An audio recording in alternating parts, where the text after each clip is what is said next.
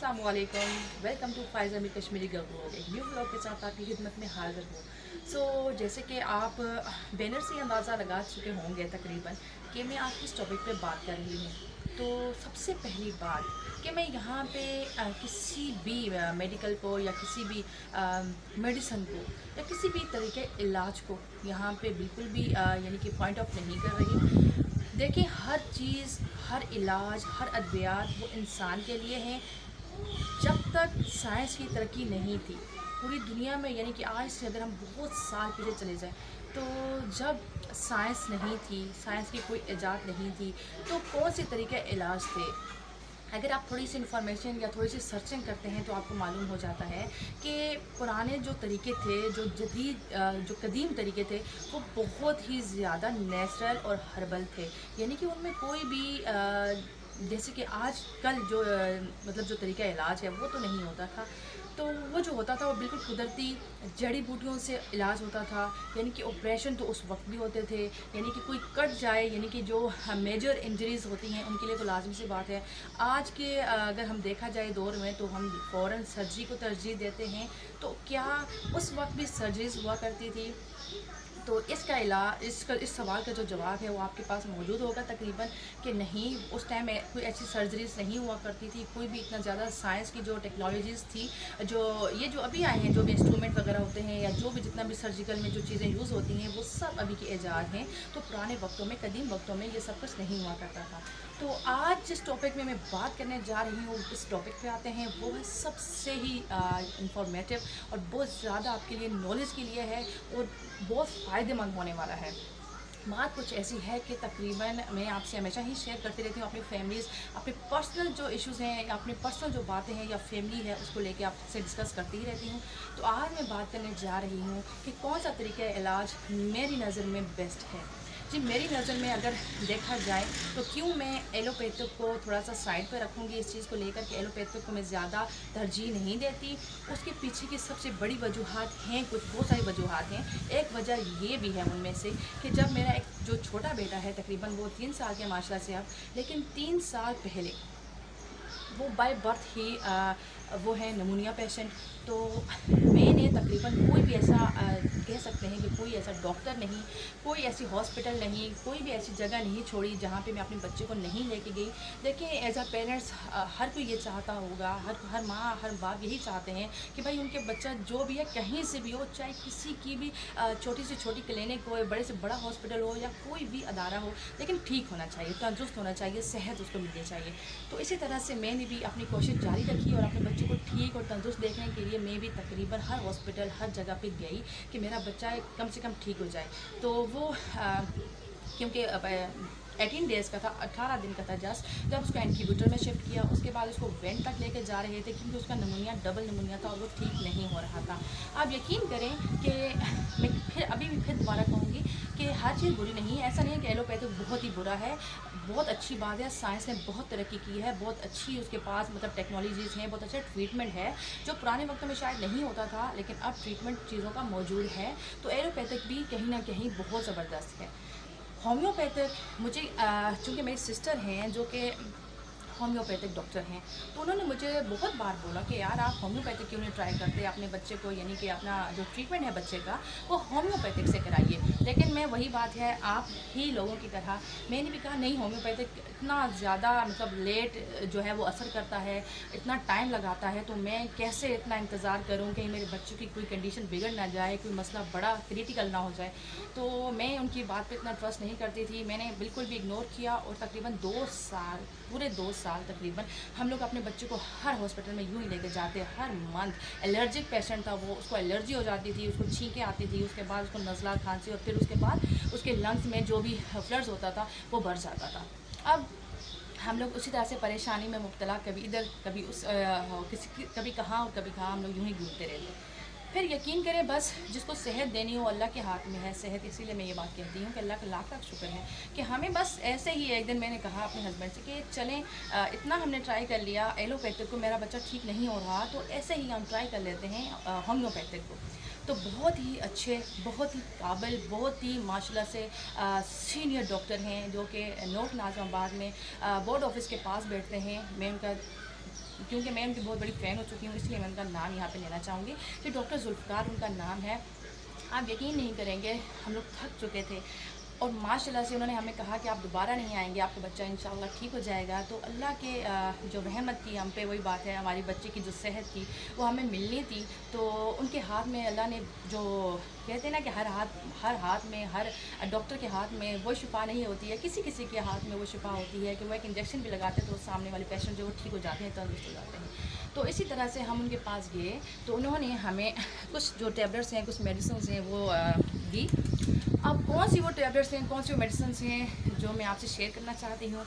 पहले मैं एलोपैथिक में मैं तकरीबन 6 टैबलेट्स सिरप होते थे खांसी का अलग, उसके अलावा ब्रिटनल, उसके अलावा डोमिल उल्टी का, उसके अलावा मोशन के लिए फ्लेजल, पता नहीं कितने ही 5-6 जो है मेडिसिन अपने बच्चे को यूज़ करवा रही थी।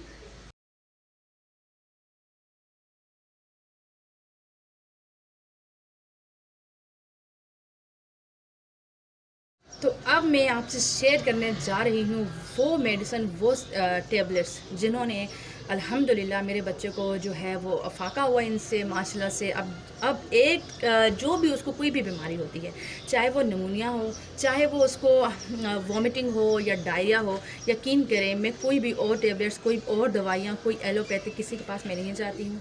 मैं जस्ट जो टैबलेट्स यूज़ करती हूँ नमूनिया के लिए, फ्लू के लिए, नज़ला, खांसी, बुखार, बच्चों के जो मोशंस होते हैं, बच्चों को जो उल्टियाँ लग जाती हैं, उनके लिए मैं जस्ट ये 2 टैबलेट जो हैं वो इस्तेमाल करती हूँ। वो हैं ये एकोनाइट। मुझे ऐसा लगता नहीं है कि आपको सही से दिखाई दे, लेकिन मैं नाम बता देती हूँ। एकोनाइट ये है 30 पोटेंसी में, और ये है इपिका ये भी 30 पोटेंसी में है। तो ये तकरीबन दोनों टैबलेट दिन में मैं 3 बार देती हूँ, 5 मिनट के वक्फे से देती हूँ।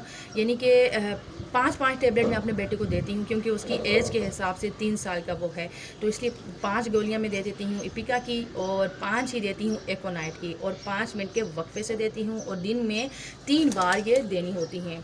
तो अब यकीन करें, मुझे किसी भी एलोपैथिक के डॉक्टर के पास जाने की कोई ज़रूरत नहीं है, और ना ही मुझे वो पसंद है, ना मैं उनको अब पसंद करती हूँ। क्योंकि माँ के लिए सबसे बेहतरीन और सबसे अच्छी चीज़ यही होती है कि उसके बच्चे ठीक रहें, उसके बच्चे सेहतमंद रहें।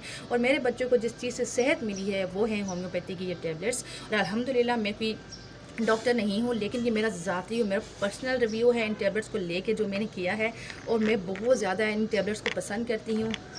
उम्मीद करती हूँ कि आप लोग भी, अगर जब भी आप, अल्लाह ना करे वैसे तो पहली बात है कि आपके बच्चे बीमार हों, किसी भी तरह की कोई अगर उनको फ्लू हो जाता है, नज़ला है, खांसी है, बुखार है, या उसके अलावा उनको वॉमिटिंग है, या उसके अलावा चक्कर आते हैं, उल्टी आती है, मोशन है, डायरिया है, यानी कि, तो आप यकीन करें ये इपिका, एकोनाइट, ये 2 टैबलेट्स होती हैं 30 पोटेंसी में, ज़्यादा नहीं, क्योंकि बच्चों के लिए ज़्यादा मकदार को बढ़ा नहीं सकते। ये मैं खुद से इसलिए यहाँ पे बता रही हूँ, सिर्फ 3 साल के बच्चा है मेरा, इसलिए मैं उसको ये 30 की जो पावर है वो यूज़ करवा रही हूँ। अगर आपका बच्चा बड़ा होगा तो आप अगर होम्योपैथिक के किसी भी स्टोर पे जाते हैं तो आप पहले तो बेहतर है कि आप किसी डॉक्टर के पास जाएं होम्योपैथिक के। उसके बाद अगर डॉक्टर से आपका अच्छे और बेहतरीन और अच्छे, मतलब कि किसी सीनियर डॉक्टर से अगर आपका रुजू हो जाता है, तो उसके बाद आप उनको खुद ही अपने जो मेरा एक्सपीरियंस है, अगर आप वहाँ बताना चाहें वैसे बताइए, और उसके बाद आप खुद से भी कह सकते हैं कि हमारे बच्चे को आप इपिका, एकोनाइट की टैबलेट्स जो है वो लिख के दें। तो लिख के देंगे तो जो भी स्टोर होगा मेडिकल, वो आपको फिर प्रॉब्लम नहीं होगी, वहाँ पे जो भी है वो मांगते हैं स्लिप वगैरह, तो फिर आपको प्रॉब्लम नहीं होगी। तो उम्मीद करती हूँ कि आज आपका जो डाउट है, मेरी तरह जो मेरा ज़ाती रिव्यू है जो मैंने आपसे शेयर किया है, वो आपको पसंद आएगा। और एलोपैथिक, होम्योपैथिक या कोई भी और तरीके इलाज वो इंसान के लिए होता है, और हर इलाज के साइड इफ़ेक्ट भी हैं, सब आपको मालूम होगा। देखें, अगर हम एलोपैथिक का भी ट्रीटमेंट करवाते हैं बच्चे को, तो उसके भी जो हैं वो साइड इफ़ेक्ट्स हैं। अगर हम होम्योपैथिक की भी हाई पावर्स की जो टैबलेट्स हैं या मेडिसिन हैं वो यूज़ कर लेते हैं, तो उसके भी साइड इफ़ेक्ट्स हैं। अगर हम कोई हर्बल लेते हैं तो उसके भी साइड इफ़ेक्ट्स हैं। बिल्कुल वैसे ही अगर हम बहुत ज़्यादा हाई मकदार में अगर हम कुछ अपना जो नॉर्मल खाना खाते हैं, अगर हम बहुत ज़्यादा खा लें तो लाजमी सी बात है हमें एसिडिटीज़ होने लगती है, हमें गैस का प्रॉब्लम या कुछ और प्रॉब्लम्स क्रिएट हो जाते हैं हमारे साथ। सेम वैसे ही अद्वियात, मेडिसिन का इस्तेमाल भी बहुत ज़्यादा अगर आप करेंगे तो आपको साइड इफ़ेक्ट भी इनके मिलेंगे। तो साइड इफ़ेक्ट्स तक पहुंचने से पहले ही मैं आपको इसीलिए बार बार कह रही हूं कि आप डॉक्टर के पास जाएंगे तो वो बेहतरीन तरीके से आपको आपके बच्चे की एज, वेट, वज़न और उम्र के लिहाज से ही जो दवाइयाँ हैं, जो मेडिसिन हैं, वो रेफ़र करेंगे, लिख के देंगे। तो आपने ख़ुद से डॉक्टर नहीं बनना। और मेरे कहने पे, क्योंकि मैं तो डॉक्टर नहीं हूँ, मैं जस्ट रिव्यू इसलिए कर रही हूँ कि हो सकता है कि मेरी बदौलत किसी जैसे आपके घर में बच्चे हों तो उनके जो मसाइल हों, हो सकता है इन्हीं में से कहीं ना कहीं से कवर हो जाएँ। ऐसे पेरेंट्स जिनके बच्चे ठीक नहीं हो रहे होंगे, तो इंशाअल्लाह अल्लाह पे यकीन रखें एक तो, और ऊपर से अल्लाह से वालिदैन की दुआएँ बहुत ज़्यादा अल्लाह के पास पहुंचती हैं। तो इसलिए अपने बच्चों की दुआ किया करें ज़्यादा से ज़्यादा कि अल्लाह उनको सेहत दे।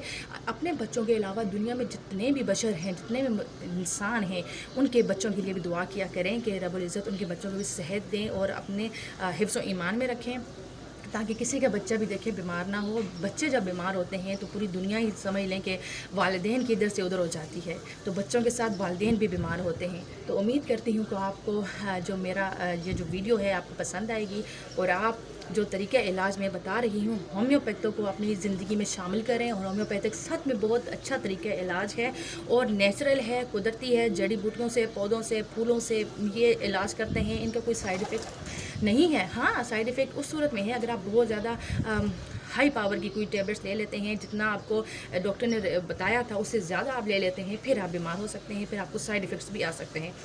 अदरवाइज़ कोई भी साइड इफ़ेक्ट इसके नहीं है। और जहाँ तक एलोपैथिक की बात है तो आप सबको मालूम है उसके, अगर हम कोई भी टेबलेट या कोई भी उसके, तो तकरीबन फ़ीवर के लिए भी अगर हम लेते हैं, चाहे वो पेनाडोल लेते हैं, डिस्प्रिन लेते हैं, कोई भी ऐसी टेबलेट्स ले लेते हैं, उनके भी साइड इफ़ेक्ट्स हैं। अगर हम हाई पावर में उनको भी ले लेते हैं, बहुत ज़्यादा मिकदार हम उनके भी यूज़ कर लेते हैं, तो उसके भी साइड इफ़ेक्ट्स हैं जो कि हमें मिलते हैं। और उसके अलावा देखें, आप किसी भी इलाज को उस टाइम से पहले, जब तक आपका अपना ज़ाती जो भी एक्सपीरियंस होता है वो ना हो, किसी को भी नहीं बताया करें। ये मेरा ज़ाती है, एक्सपीरियंस है, ज़ाती जो मेरा तजुर्बा है ज़िंदगी का, जो मेरे साथ गुजरा, जो मेरी आप बीती है, वो मैं आपसे डिस्कस कर रही हूँ और वही मैं आपको रेफ़र कर रही हूँ, वही आपको मशवरा दे रही हूँ कि आपने भी वही करना है। अगर आपको ये जो बीमारियाँ हैं, जो परेशानियाँ हैं, इनसे आप निमट रहे हैं या गुजर रहे हैं, आपके बच्चे भी इस कंडीशन में हैं कि वेंट तक की सूरत हाल तक पहुँच जाते हैं आप, तो यकीन करें सबसे हाई पावर की जो मेडिसिन हैं, ऑगमेंटेन है, उनमें और बहुत सारी मेडिसिन हैं, वो मैंने अपने बच्चे को इस कदर दी हैं। अब उसकी हाइट में उसकी ग्रोथ इतनी ज़्यादा नहीं है, वो इतना हेल्दी नहीं है, क्योंकि वो बोन नैरो पे आपको मालूम है कि जो ऑगमेंटेंस होती हैं या कोई भी एंटीबायोटिक्स होती हैं वो इफ़ेक्ट करती हैं। तो अपने बच्चों को सेहतमंद और हेल्दी बनाने के लिए आपने इन एंटीबायोटिक्स से अपने बच्चों को दूर रखना है और जितना हो सकता है नेचुरल और हर्बल चीज़ों का इस्तेमाल करें और अपनी ज़िंदगी को और अपने आप को, अपने माइंड को इस साइड डाइवर्ट करें। इंशाल्लाह फिर आपसे दोबारा मुलाकात होती है एक न्यू वीडियो के साथ, और उस टाइम तक के लिए मुझे इजाज़त दीजिए। हाँ, मेरे चैनल को सब्सक्राइब करना और बेल आइकन का बटन प्रेस करना नहीं भूलिएगा, ताकि आने वाली और वीडियोस जो कि बहुत ही मुफीद और बहुत कारआमद हो सकती हैं आपके लिए। और मैं बिल्कुल अपनी ज़ाती ज़िंदगी के ऊपर ही वीडियोस बनाती हूँ, आपके ज़ाती मसाइल के ऊपर, जो हमारी ज़िंदगी है, जो पर्सनल लाइफ हमारी गुजर रही है, उसमें जो मसाइल्स होते हैं मैं उनके ऊपर डिस्कस करती हूँ, उनके ऊपर बात करती हूँ। इंशाल्लाह एक न्यू वीडियो के साथ आपके साथ मुलाकात होगी, तो तब तक के लिए मुझे इजाज़त दीजिए। हाँ, फ़ायज़ा मीर कश्मीरी गर्ल व्लॉग को सब्सक्राइब करना और बेल आइकन का बटन प्रेस करना नहीं भूलिएगा। Thank you so much for watching मी। इंशाल्लाह फिर मुलाकात होती है। अल्लाह हाफिज़। पाकिस्तान जिंदाबाद।